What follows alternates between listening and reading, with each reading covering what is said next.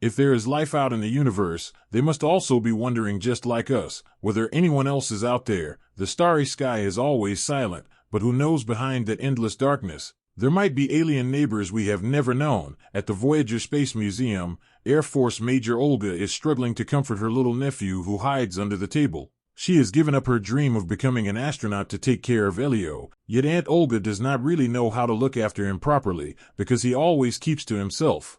Perhaps Elio's parents went through a tragedy so devastating that from that day on, he hardly spoke a word to anyone. One careless moment Aunt Olga let Elio slip into the closed exhibition area of the Voyager 1 spacecraft display. There Elio watched a video about the vastness of the cosmos, about how humanity is not alone in this universe, about the dawn of creation, and a question arises, is there any other life in that galaxy? The Voyager 1 spacecraft is still on its noble mission, traveling to places no human has ever reached, venturing into the most remote corners of space. One day those distant worlds will receive the signals it carries, and when that happens it will have fulfilled its mission to prove that we are not alone in the universe. This strikes Elio deeply and his eyes suddenly light up as if he has just found a rare ray of hope in the darkness. Since that day Elio keeps imagining the time when he will one day fly into space, so wherever he goes, he looks for ways to send messages to aliens. Even though people look at him strangely, this dream might be his only source of inspiration,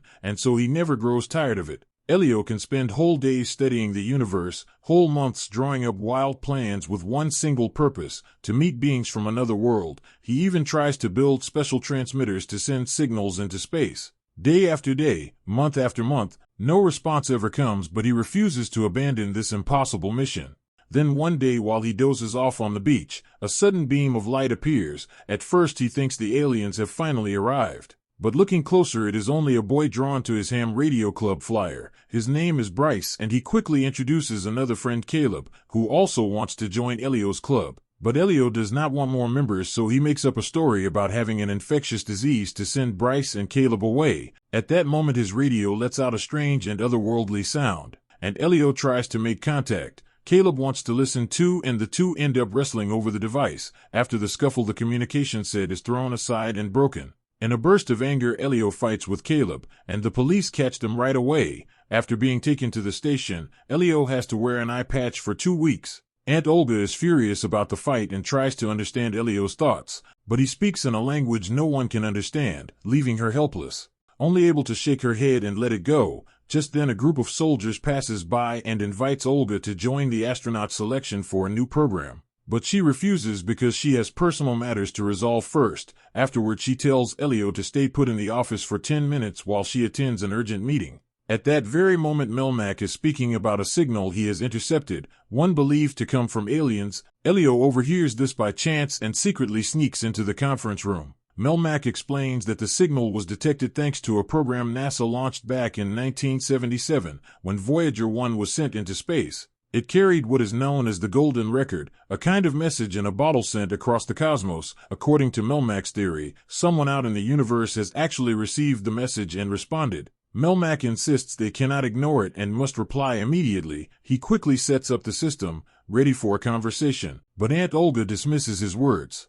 Thinking he is paranoid from overwork, she reminds her colleagues to focus on their main duties. From inside the trash can, Elio witnesses everything and he cannot let such a rare chance slip by. He quickly sends a greeting to the aliens, asking them to come and take him away anytime. After introducing himself, he only needs to press the send button to finish, but Elio does not expect the consequence that the entire system short-circuits, and the power suddenly goes out. Aunt Olga sees this and immediately brings Elio home, but she does not expect him to be so thrilled. Already packing his things for the trip, she has to tell him that no aliens are coming. Besides, the incident almost cost her job. Hoping to help Elio make friends, Aunt Olga decides to send him to a boarding school for 2 weeks. But Elio refuses, insisting he only wants to meet aliens. After a fierce argument, Olga leaves in frustration, while Elio lies absent-mindedly on his bed. Overhearing that she has decided to send him away, in despair he climbs onto the balcony, gazing at the sky and hoping a spaceship might appear and take him from this situation. The next day Aunt Olga brings him straight to the boarding school. Elio feels depressed, knowing he will be forced into tasks he does not like at all. As if bad luck keeps piling up, Bryce and Caleb are also there. Caleb still holds a grudge and remembers their fight, Soon night falls and the sky begins to rain. While Elio tries to find a way to contact aliens, Bryce and Caleb are outside and plan revenge. They put on alien masks and creep toward his tent, but they do not expect Elio to overhear their plan, and he quickly flees into the forest. Meanwhile, at headquarters, Aunt Olga grows anxious about Elio. Suddenly she receives an alert. A satellite is drifting off course. Before she can understand, the entire system blacks out. When the computers come back online, they flash with strange symbols which soon rearrange into the words, "Bring your leader here." Not only the computers but even the phones are taken over. At the same time, Elio runs in panic through the forest, being chased by the bullies. Suddenly his phone receives a strange message, giving away his position. He tries to warn them about a glowing light approaching, but they ignore him. Just as they are about to hit him, the light rushes in and freezes everything around them. Only Elio can still move. He escapes and steps back, watching as a strange glowing object hovers nearby. Before he can understand what is happening, the object takes him away. Passing through a tunnel of space, he arrives in a pink room. A jellyfish-shaped being scans his body. And when the process ends, Elio instantly learns the alien language and understands the words of the liquid supercomputer O. Suddenly the gravity in the room shifts, and O offers him a glass of cosmic juice as a welcoming gift from the Communiverse. This is an intergalactic organization of progressive species across the cosmos. The greatest minds from different galaxies gather here to share their knowledge. It turns out that reaching beyond into the vast universe is real. Then Elio is greeted by 3 aliens. They introduce themselves as Questa from Gom, Helix from Faluvinum, and Tegman from Tegman. Elio in turn introduces himself as from Earth. Together they enter the Grand Hall. Celebrating the arrival of the newest member of the Communiverse, Helix explains that they have traveled across galaxies in search of new species who share the same ideals, and they see Elio as a promising candidate. The Communiverse, after a majority decision, has agreed to welcome him. Elio will stand among them once he wears the prestigious badge. They take Elio to meet Neos, the one who invented the disc that controls gravity, temperature, and language. Next is Alva, who holds a manual containing every secret of the cosmos and its creatures. Finally, there are mollusks who use nanotechnology to create anything they desire. Afterwards, Elio is brought to a room with a breathtaking view, yet to his surprise it turns out to be nothing more than a bathroom. Being overwhelmed, Elio confesses that he has waited for this day for a very long time. Helix then tells him that they discovered him through the spacecraft he once sent, revealed to be Voyager 1, which was launched by NASA in 1977. Impressed by this technology, the Communiverse sent an invitation to Earth and Elio was the one who answered. But everything is a misunderstanding. The Communiverse has mistaken Elio for the leader of Earth. Elio struggles to explain when suddenly an announcement declares that another candidate seeks to join the Communiverse. Elio goes to the main hall and sees Lord Griggan attempting to persuade them to join forces. Lord Griggan, the brutal and warlike leader of the Hylergian tribe, proposes an unstoppable alliance, combining the Communiverse technology with his own weapons, but the Communiverse politely refuses, stating they only accept those who are gentle and open-minded. Enraged, Lord Griggan vows to seize the Communiverse by force. With his declaration complete, he departs abruptly and with finality. Fear sweeps across the Communiverse, and they announce the suspension of new member admissions for thousands of years, perhaps indefinitely. Now they desperately need someone willing to negotiate with Lord Griggan. Yet most members shrink from responsibility. Seeing the chance of belonging slipping away, Elio boldly volunteers. He does not want to return to Earth and live in lonely isolation again. The Communiverse listens and immediately approves his request. If Elio succeeds in persuading Lord Griggan, he will be admitted as a new member. The liquid supercomputer O then tells Elio that while he negotiates, he will need a temporary stand-in, with just a sample of Elio's DNA. O quickly creates a clone to maintain his life on Earth and avoid suspicion. Elio himself approves the clone's choice of personality. Meanwhile, O warns him of the worst outcome, that he may die, and asks if he wishes to leave a message for his family on Earth. Elio says no. At that very moment, the clone, after enduring a brutal beating from bullies, is taken straight home by Aunt Olga. To blend in more easily, it has chosen a friendly personality, leaving Olga puzzled. The nephew, who once never stopped talking about aliens, now seems not to care at all. Meanwhile, in outer space, Lord Griggan arrives with his army at the Communiverse. Elio steadies himself, reminding himself to act with confidence and authority. Soon he is escorted onto a ship and sent toward Lord Griggan's forces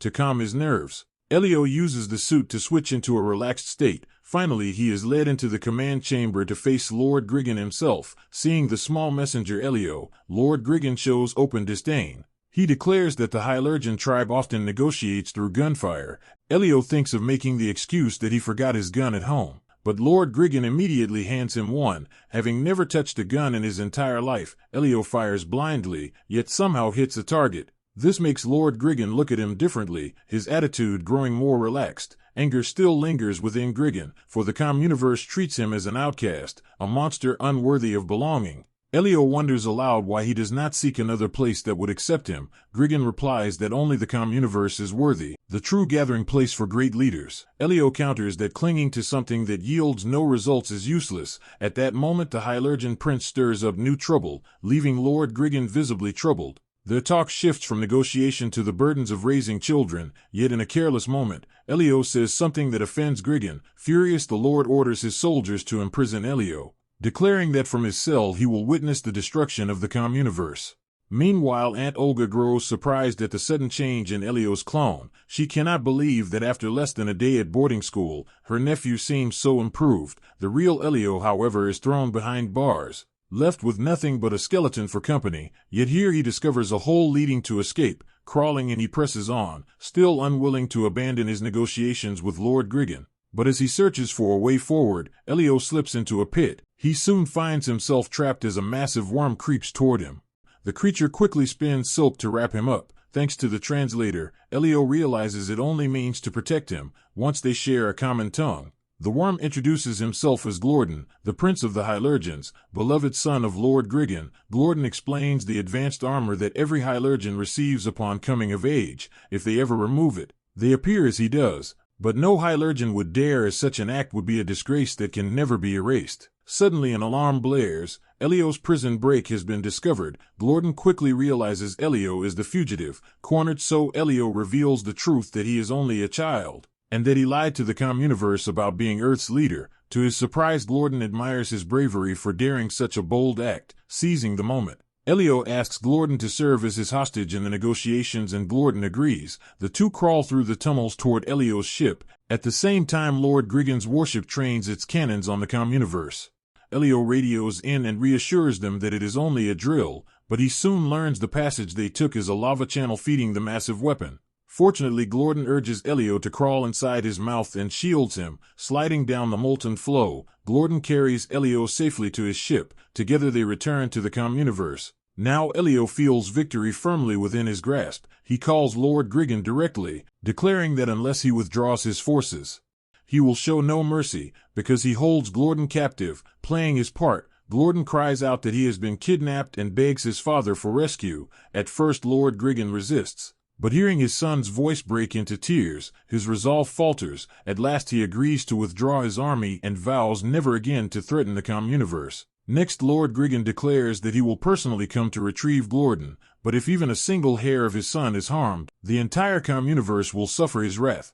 Meanwhile, the Communiverse is overjoyed that Elio has managed to solve their problem. The promise will be honored, and Elio will be awarded the most special badge. At the same time, Lord Griggan does not leave right away, for he needs an armor for his son in order to conduct the coming-of-age ceremony right here at the Communiverse. Meanwhile, Elio and Glorden are enjoying themselves, experiencing countless joys within the Communiverse. Neither of them expects that one day they would truly get to celebrate in their own way, the way they had secretly wished for so many nights. Just like that, the two grow close without even realizing it. Glorden wonders if all Earthlings are like Elio. Elio quickly replies no. His parents passed away not long ago, so the only family he has left is his Aunt Olga. Glorden understands this loneliness, as his mother is always away at war and his father is distant, showing little care for him. Elio admits that he once blamed himself for being unworthy of love and even placed all the faults on Earth itself.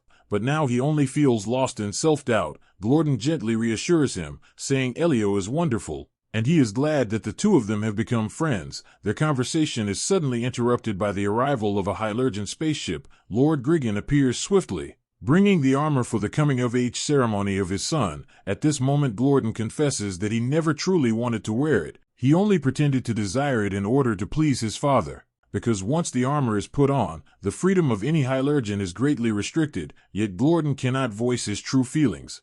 for everyone accepts this tradition, and if he resists, his father will despise him. Hearing this, Elio immediately wants to help. Together they sneak into the cloning chamber, planning to create a duplicate that can follow Lord Griggan's will in Glorden's place. But Glorden is deeply worried. His father is clever and deceiving him will not be easy. To reassure him, Elio shows how well his own clone is performing on Earth. Suddenly an indescribable feeling stirs within Elio. But with little time left, he hurries to create another clone for Glorden. Soon a second Glorden emerges, ready to take on the task. Meanwhile, Elio's clone is still carrying out everything it was programmed to do, yet Aunt Olga's instincts as a soldier whisper that something is not right. She has carefully recorded every detail of Elio's habits, and by comparing them with her observations and a DNA sample, she uncovers the truth that this Elio is a fake. The clone has no way to deny it and is forced to confess. At the same time, Elio brings Glorden's clone before Lord Griggan, but once he glimpses what lies inside the armor, Elio finally understands why wearing it is so uncomfortable.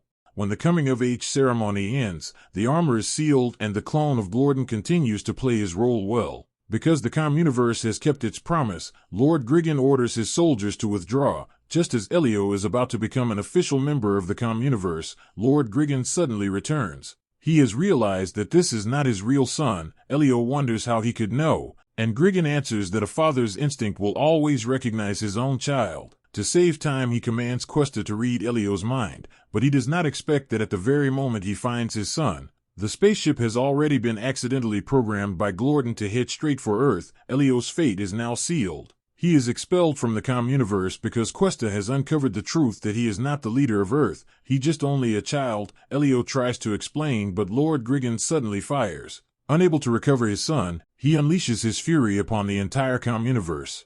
Only Elio survives, protected just in time by Questa, who sends him back to Earth. He falls into the water and drifts home. There Elio stares blankly at the sky, hoping that the Communiverse will open the gateway one more time, but he has been abandoned. He can only sit and weep bitterly. At that very moment, Elio's clone is leading Aunt Olga to search for the real boy. The clone claims he has forgotten something, and the instant he leaves, the real Elio approaches Aunt Olga. Feeling guilty for mistaking the clone for her nephew, Aunt Olga finally confesses what lies deep in her heart. It turns out that when she finally learned the whole truth, Aunt Olga tried desperately to find a way to contact the Communiverse. When Elio discovered this, he couldn't help but feel torn with guilt. When the lights came on, Aunt Olga immediately realized that her nephew had returned, and Elio never expected that he mattered so deeply to her. At that very moment, the clone Elio reappeared, warning that helicopters were arriving. It seemed that Aunt Olga's headquarters was in turmoil, for they had detected Glorden's spaceship.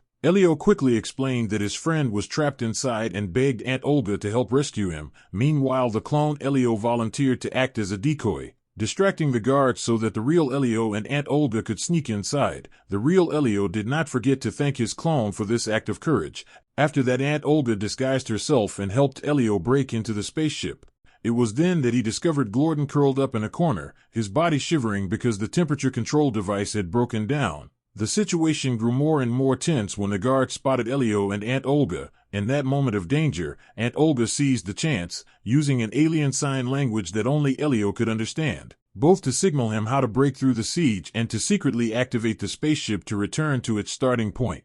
But Glorden's condition was deteriorating rapidly, and Elio and Aunt Olga had no choice but to push the ship to its maximum power in hopes of bringing him back in time. Yet the path ahead led them straight into a perilous field of space rocks, which made it impossible to activate supersonic speed. They could not simply move forward blindly. They needed someone on the ground to guide them. That was when Elio remembered his friend Bryce. With no other choice, he reached out, apologizing to Bryce for his reckless behavior in the past. The two reconciled, and Bryce introduced him to someone known as the Eyes of the Sky. To Elio's surprise, that person was none other than Melmac. Though Melmac and Aunt Olga had once clashed bitterly, he was willing to put all that aside to lend a hand. With his guidance, Elio and Aunt Olga were able to overcome obstacle after obstacle. But when the ship traveled too far, the connection between them was lost. Left with no choice, Elio and Aunt Olga had to fend for themselves.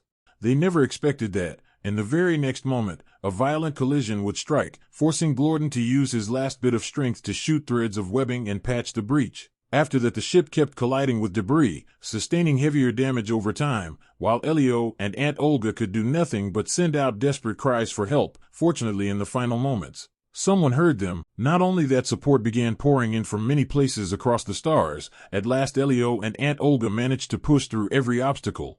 Now they could finally activate supersonic speed and race back to the communiverse. Yet by then the entire scene around them had been devastated by the wrath of Lord Griggan. He only stopped his furious rampage when he saw his son's spaceship appear. But he never expected to find Glorden unable to move. Witnessing this, Griggan cast aside his battle armor in desperation, determined to save his son, though such an act would bring him shame. At that moment he was no longer the lord of a warlike tribe, but only a father trying to fulfill his duty. Wrapped in the warmth of his father's cocoon, Glorden soon stirred awake. For the first time he understood that his father had always loved him. In turn, Glorden confessed his own feelings. He no longer wished to wear the battle armor. Lord Griggan sighed heavily and admitted that there were times he could not understand his son, yet his love for him had never faltered. I have never spoken these words before, but let me apologize and release everyone.